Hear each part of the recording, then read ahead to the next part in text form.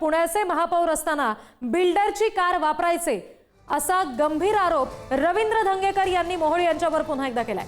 कोथरूडच्या बढेकर बिल्डरची गाडी वापरल्याचा दावा धंगेकरांनी केला।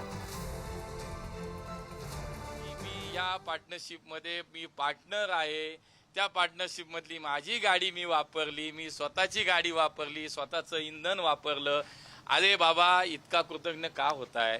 पुणेकरांना अभिमान वाटला पाहिजे आणि वाटतो की एक महापौर असा मिळाला ज्यांनी स्वतःची गाडी 2.5 वर्ष वापरली। बाबांनो, ही बातमी अशी करा, ही निगेटिव्ह करू नका। उगाच रोज काहीतरी चाललंय, एक वेळ लागलेला काय म्हटलं विकृत मनोवृत्तीचा माणूस रोज काहीतरी बोलतो, तुम्ही रोज बातमी करताय। त्याने ते आरोप करताय, तुम्ही काय नोटीस नाही, आता बस झालं। मी तुम्हाला सांगतो आता नाही, जाऊ द्या। हे बघा, नाही ऐका ना, आता तो मुद्दा सोडा। मी तुम्हाला आजही सांगितलं की मी त्या माणसावर इलेक्शनला पण नाही बोललो।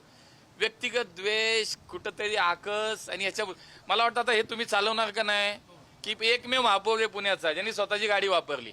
ती गाडी कुठली वापरली? ॲफिडेव्हिट मध्ये दिलेली गाडी वापरली। त्या पार्टनरशिप मध्ये मी होतो, ती गाडी वापरली, माझी आहे ना।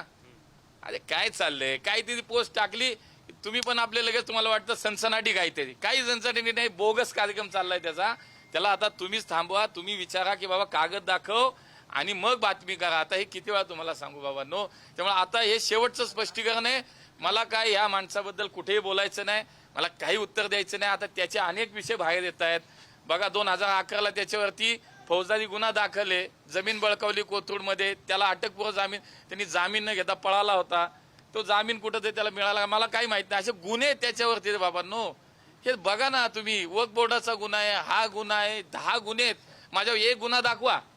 उगाच आपलं काहीतरी रोज त्यांनी काहीतरी बडबड करायची आणि रोज आपली मीडिया मात्र चालली आहे। अरे नका करू आता। माझं म्हणणं, खूप काम करायचं आपल्याला। बघा, आज देशात 51,000 तरुणांना नोकरी दिली मोदीजींनी। उद्या माझा जनता दरबार आहे, 13वा जनता दरबार आहे उद्या माझा। आज प्रत्येक जनता दरबार 5-5, 10,000 लोकांची कामं मी करतो। हेच लावाना रे बाबांना चांगलं। हे काहीतरी उगाच आपलं त्याला नाही काम नाही धंदा, सगळीकडनं लोकांनी टाकून दिलेलं आहे। उगाच आपले तर रोज काहीतरी बोलतो आणि आपण रोज चालवतोय। खूप खूप धन्यवाद। भाजपकडनं वारंवार तक्रारी होत होत्या अण्णा।